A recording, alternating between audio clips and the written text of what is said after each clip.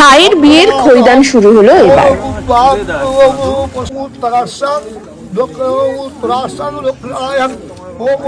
হালকা একটু চাপো। গানের উপরে ওঠে ওম হল হল দহ দহ পঞ্চপঞ্চাশ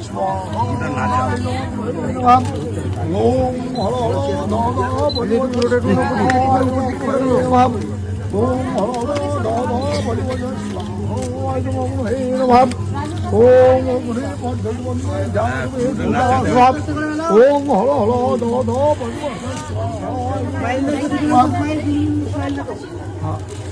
দে সপ্তাহে দে এবার সব প্যাকেট শুধু ঢেলে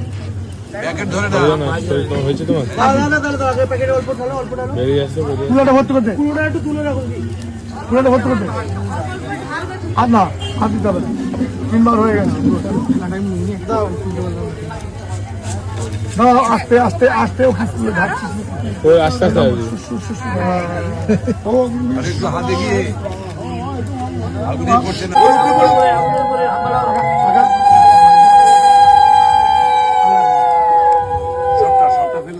শাকটা ধরে 3 বার কিরম ধরলি ওটা 2 হাতে রাখ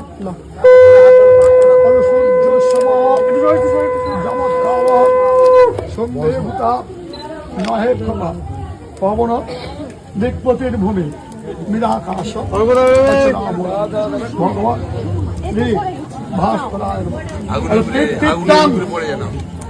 শীতলং ভব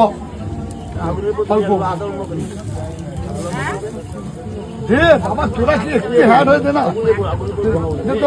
আগুনের উপরে পড়েনি করতে হবে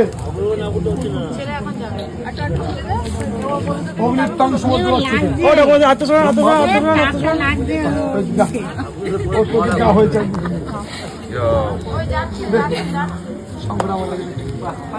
ছাড়ো এবার তোর কি হলো পায়ে ভিড়ে গিয়েছে মাথা খুললে হবে না এই ধারে এই ধারে এই ধারে এসো তুমি এই ধারে এসো তুই আমার ডান দিকে ধরো এদিকে ধরো আচ্ছা না না ও চোখে লাগছে আগে ধরো ও তাপটা লাগছে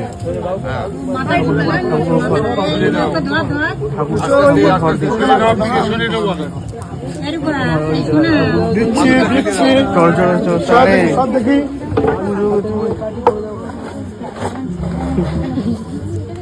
আর লাগবে না যা আর লাগবে না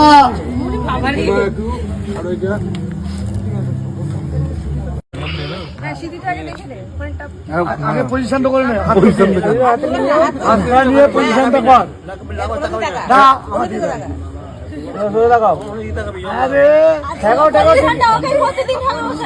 ও কি করবে তাকাবে ওদিকে মাথা নিচু করো ওদিকে ওদিকে ওদিকে ওদিকে হ্যাঁ আমার দিকে তাকাবি অতটা না অতটা না হ্যাঁ ঠিক আছে দিদি মাথা একটু নিচু আমার দিকে তাকা ব্যাস ব্যাস দিদি দিদি পুরো ফেসটা ঘুরে যাচ্ছে হ্যাঁ ঘুমাই দাও পুরো ফেসটা ঘুরিয়ে যাচ্ছে সব কিছু বলছি হ্যাঁ ও ঠিক করে নি আচ্ছা তুমি ঠিক ওখানে রেখে তারপর তুমি ঘুরে যাও না মাথা পুরো গার্ড হয়ে মুখটা চলো চলো চলো চলো চলো চলো চলো চলো জয় হিন্দ চলো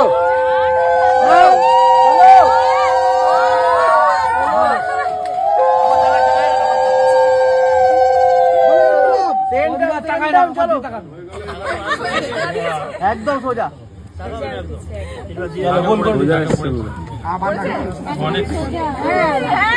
একদম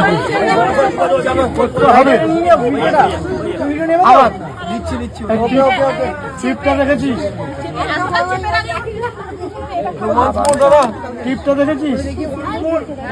টিপটা দেখে ভালো হ্যাঁ ভালো বলেছি চলো চলো চলো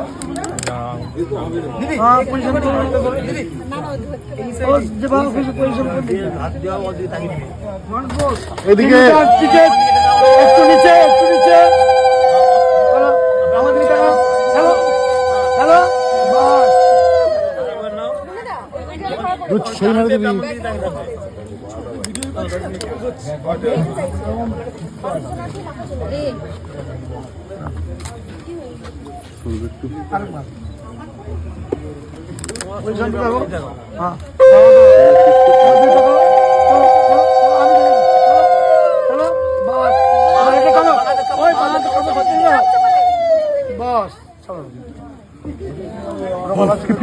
ফিফটি নিয়ে যা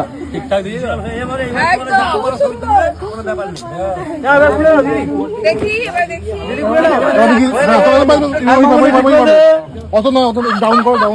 হ্যাঁ অত না একটু খাচ্ছিস কেন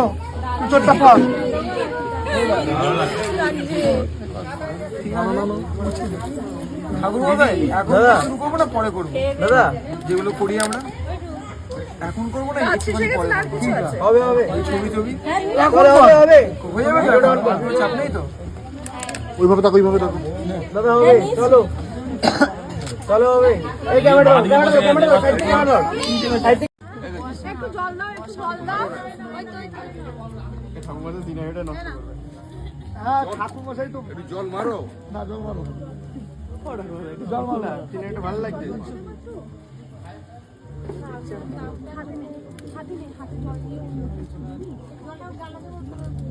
জল খাও না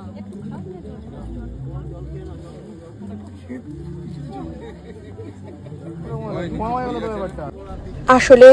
খইদানের সময় যে আগুনের হলকাটা লাগে সেখান থেকেই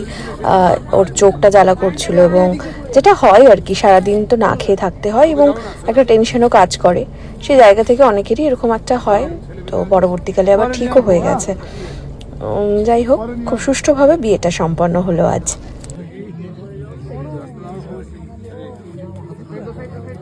ফাইনালি ভাইয়ের বিয়ে সুসম্পন্ন হয়েছে আমি আর বাবা এখানে বসে গেছি খেতে বিয়ে সুসম্পন্ন হওয়ার পর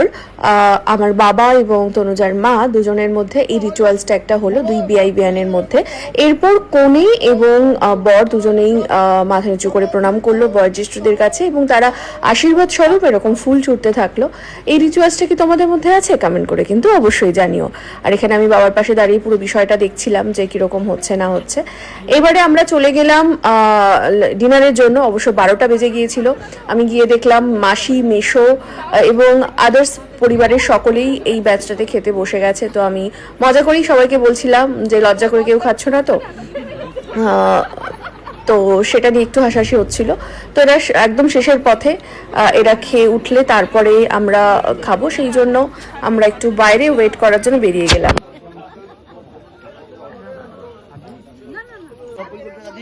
বাইরে বসে বাবা আমি আরো অনেকে মিলে অনেক গল্প করছিলাম ছোটবেলার তারপরে আমরা এখানে চলে এলাম খেতে এবং অনেকটা রাত হয়ে গেছিল বলে আমি বলছিলাম যে সবকিছু মেনু আমি খাবো না তো সেক্ষেত্রে আমি ডিসাইড করছিলাম যে কি কি মেনু আছে এবং আমি কি কি খাবো সেটাই কিন্তু আমি ডিসাইড করছিলাম আর আমার একটা খুব বাজে অভ্যেস আছে মানে আমি অনুষ্ঠান বাড়িতে একদমই খেতে পারি না তো সেক্ষেত্রে বাবাকেই আমি খাইয়ে দিচ্ছিলাম তুমি খাও বলে এটা ছিল ফিশ ফ্রাই তো ফাইনালি ভাইয়ের বিয়ে সুসম্পন্ন হয়েছে আমি আর বাবা এখানে বসে গেছি খেতে আর প্রথমেই আমাদের পাতে পড়ে গেছে বাবা খাচ্ছে ফিশ ফ্রাই এরপর চলে এলো বড় বড় সাইজের কাতলার কালিয়া তো মাছটা সবাই খুব ভালোবাসে এবং তারপরে ছিল দেখো লোভনীয় চিংড়ি আমি তো বললাম এক পিসে আমার হবে না আমাকে আরও একটা পিস দাও চিংড়ির তো দুটো পিসে আমি খেলাম মাটনটা যেহেতু আমি খাই না আমার অ্যালার্জি আছে তো বাকিরা খুব আনন্দ করে মজা করে মাটনটা খেয়েছে আমি বললাম আমি খাবো না তুমি বাবাকে দাও কারণ বাবা খুব পছন্দ করে মাটন খেতে আমি মানে বাবা চিংড়ি একদমই খায় না ছোটবেলা থেকেই দেখেছি বাবা চিংড়ি খায় না তো এরপরে দেখো চাটনি পাঁপড় সব এলো চাটনি পাঁপড়টা কিন্তু শেষ পাতে দারুণ লাগে কি তাই তো আমি মজা করেই এটা খাচ্ছিলাম খুবই ভালো লাগছিল খেতে তোমাদের কার কার শেষ পাতে চাটনি পাঁপড় পছন্দের একটু বলো তো এরপরে চলে এলো মিষ্টি সুন্দরবনের গোসাবার মিষ্টির কোনো জবাব নেই ছোটবেলায় আমি খেয়েছিলাম আবার অনেক বছর পরে আমি খেতে চলেছি খেয়ে দেখলাম অসাধারণ খেতে তো আমি সন্দেশ একটা খেলাম রসগোল্লাটা বললাম যে বাবাকে দিতে কারণ বাবাও মিষ্টি খেতে খুবই পছন্দ করে তো সেটার জন্যই বাবাকে বললাম আমি খাবো না বাট বাবাকে দাও তো সেটাই দেওয়া হলো এখানে বাকি সবাই কিন্তু মজা করে এখানে বিয়েটা এনজয় করেছে এবং খাওয়া দাওয়া তো এনজয় করেছি অবশেষে দেখো শেষে তোমাদেরকে দেখাচ্ছি একদম মেনু কার্ডে কি কি ছিল নতুন বউকে কাঁধে তুলে দৌড়ালো ভাই অ্যাকচুয়ালি ওরা বিয়ের পর একটা ফটোশ্যুট করছিল রাস্তাতে দাঁড়িয়ে, যেখানে লাস্ট শট ছিল যে ভাই বউকে কোলে তুলে নিয়ে, কাঁধে তুলে নিয়ে চলে যাবে আর তনুজা টাটা করবে। এটাই হচ্ছে ওদের প্রিয়, মানে পোস্ট ওয়েডিং যে শ্যুটটা সেইটারই একটা পার্ট ছিল। তো ভাই দেখো, ওরা কিন্তু না খেয়ে আছে, তবুও ওদের যেহেতু একটা স্পেশাল ডে, ফলে একটা ফটোশ্যুট তো থাকেই, তো সেই কারণে ওরা করছে। দেখো, সাবাস সাবাস ভাই, তুলে নিয়েছে তনুজাকে, এবারে টাটা করছে, চলে যাবে। তোমরা কারা কারা এই ফটোশ্যুটটা করেছো বা এই কনসেপ্টটা ভেবেছো কমেন্ট করে অবশ্যই জানিও। আমার তো বেশ মজা লাগছিল ওদের এই কাণ্ড কারখানা দেখে। তখন কিন্তু অনেক রাত, প্রায় 2টো বাজে।